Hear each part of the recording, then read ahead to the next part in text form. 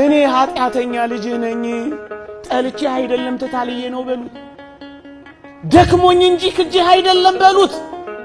ከቦርሳ ውስጥ በወድቅም ያንተ ድሪም ነኝ፣ ከመንጋ ውስጥ ብጠፋም ከበጎች አንዱ ነኝ።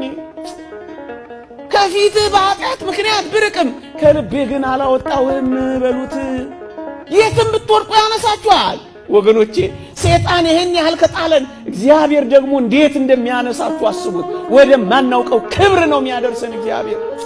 እየጠበቀን እኮ ነው እግዚአብሔር። ወገኖቼ ወጣቶቹ እመኑት።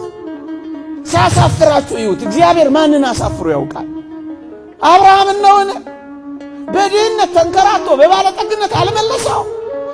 ባዶውን ወጥቶ ያዕቆብን በብዙ መንጋና እረኛ በብዙ ልጆች አላመጣው? ሙሴን ተመልከቱ።